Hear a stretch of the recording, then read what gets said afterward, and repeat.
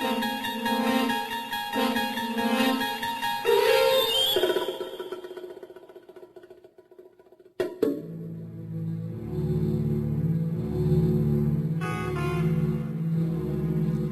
evening, and welcome to another Mothman podcast. Hi, I'm Daryl Rourke, and this is another in our Lights Out episode.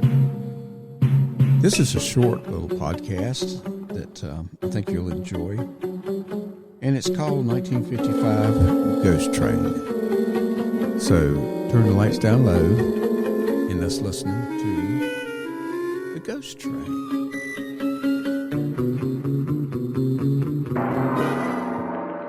The story you're about to hear is true, but strange.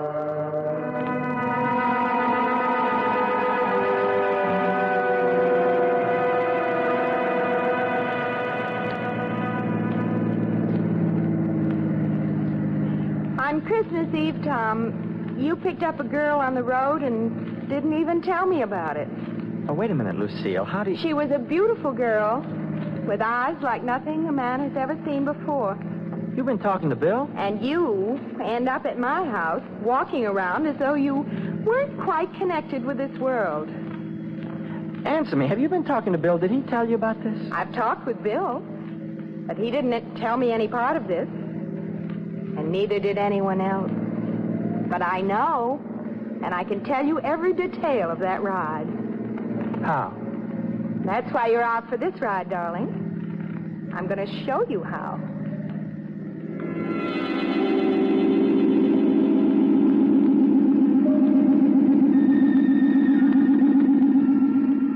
Strange, true stories of the supernatural.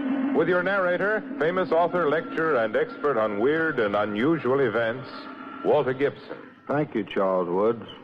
At the turn of the century, a train ran through Connecticut, which local residents dubbed the Ghost Train. It was real enough at the time, but its white cars gave it a weird effect when seen through the night. In years to come, the term became even more appropriate.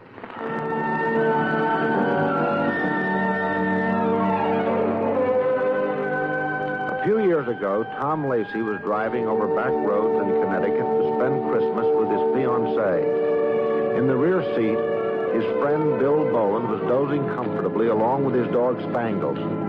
Tom didn't like the road very much.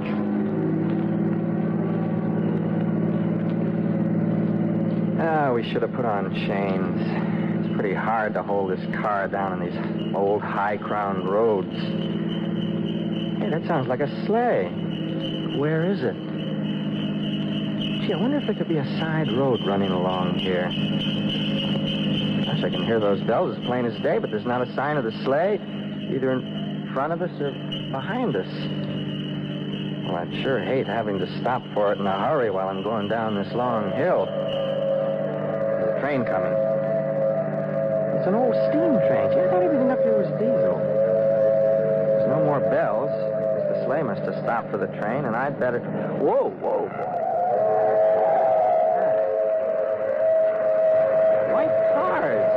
A ghost train. It's funny.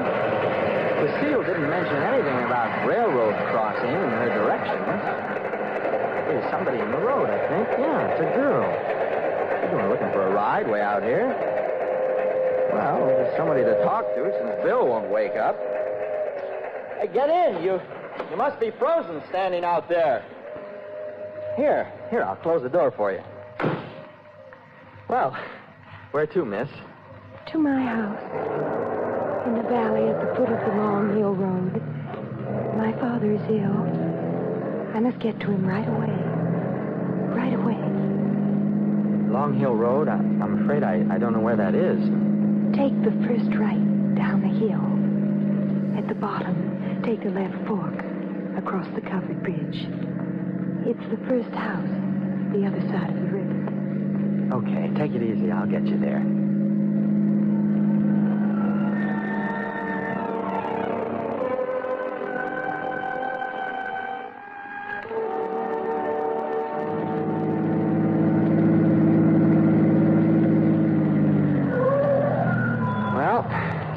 guess this is the place, miss. Yes, There's somebody waiting for you on the porch, I think, with a lantern. my brother Leonard. Oh. Oh, wait a minute. Let me get the door. Sticks. Thank you. Well, wait a minute. You don't have to be in such a hurry, do you? I'd kind of like to see you again. After Christmas, I'm sure my father will be well. Good night.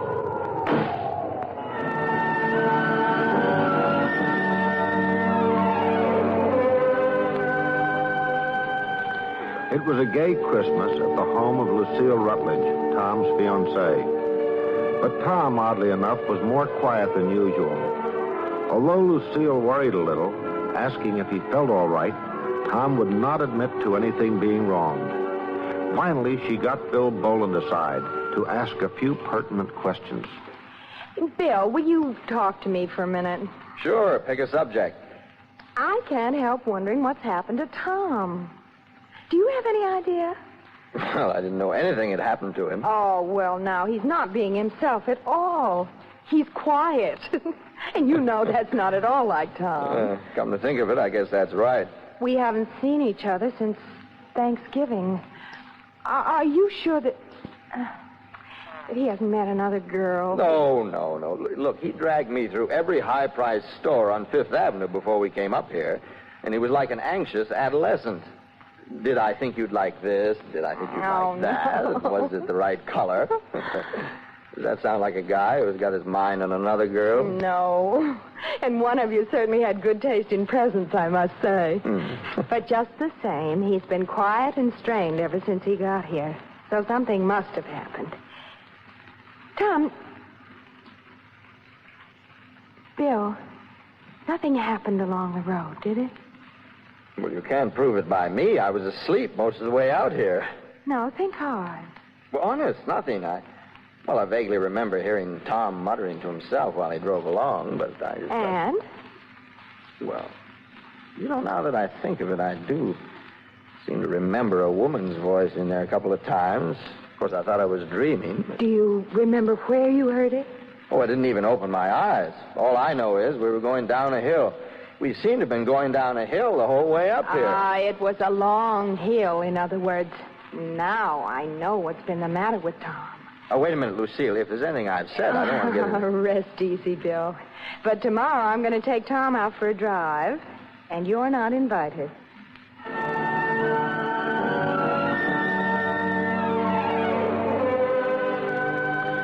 Although the roads hadn't improved a bit, Lucille insisted on going out for a drive with Tom on the following day.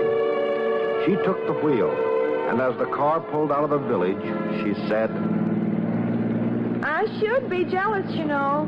Huh? Yes, you pick up a girl along the road. Don't even tell me about it. Wait a minute. Now, She's a beautiful girl with eyes like nothing a man has ever seen before. You've been talking to Bill. And you end up at my house, walking around as though you weren't, well, quite connected with this world. Answer me. Have you been talking with Bill? I've talked with Bill, yes, but he didn't tell me any of this. Well, then how'd you know? Aha. That's an admission that it's all true. Well, all right. I picked up the girl, yeah. Well, she was standing beside the road trying to flag a ride to her home. Mm-hmm. Yeah, well, it looked pretty cold out there, so I took her home. Yeah, but you wanted to see her again. Well, I wanted... Well, I... Look here. Was this kid a friend of yours or what? No. Well, then how did you know all this? I'm psychic. Oh, nonsense. No, really, Tom. Why the stare ever since you got here? Do you realize that you haven't looked me in the eyes once? Well, I didn't realize I'm sorry. It won't happen again. Yes, but what's your promised word? How do I know it won't happen again? Because I love you, and I want to marry you. And you're the only girl in the world for me. Oh, well, that goes a long way toward getting you out of the doghouse. Oh, that's good. Now, if you can explain walking around with a dreamy countenance. Well, you put your finger on it, all right. See that girl's eyes? They're what had me walking around in a trance. I just couldn't get them out of my mind. All right, darling. Now, I'll show you how I happen to know all about it.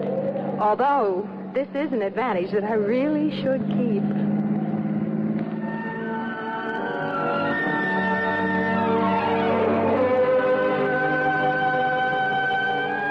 By a roundabout way, Lucille drove Tom to the long hill where unexplained things had started happening to him. Different as it appeared in daylight, Tom could still recognize it, and he said so. That's right, darling. You see, now we're headed back toward my house on exactly the same road you took Christmas Eve. Do you remember hearing something around this point? Yeah, sleigh bells. Did you see the sleigh? No, that's what stuck me. You didn't see the sleigh because it was traveling an old road that doesn't exist anymore. It used to run parallel to this one, at least partway down the hill. And then, just about here, I should think, you started hearing a train whistle. Yeah, I'm darned if I did. How did you know? And when you came around this curve, you saw... I saw a train. Yes. But now... Look, in the light of day, do you see any railroad crossing there? No, there's not a sign of one. Oh, was I out of my head? No, darling, you were all right. Look on either side of the road. You'll see the old railroad bed where the line used to run through here. Yeah? And right here is where you picked up the girl, isn't it? Yeah, she was standing right over there by that rock. Now, Tom, the reason I know exactly what happened is that it's happened before to other people down through the years. You see, back around 1900, a girl named Ethel Wyman was hurrying down this hill in a sleigh, trying to reach her father's sickbed before he died. And she was struck and killed here by the train that used to run on this line. Yeah, and it was painted all white, wasn't it? And every year at Christmas time, the scene is reenacted with the girl standing by the side of the road, trying to get a ride to her father's house. And everyone who has experienced it has made a point of reporting the girl's eyes. They were haunting. Yeah, they certainly were. Well, so I picked up a ghost and took her home, huh? Gee, that'll be something to remember. Yes. Well, look, now will you tell me why all this business about you being jealous? Oh, well, it was just too good an opportunity, sweetheart. I just wanted to be sure that you never look at another girl again, no matter what kind of eyes she had.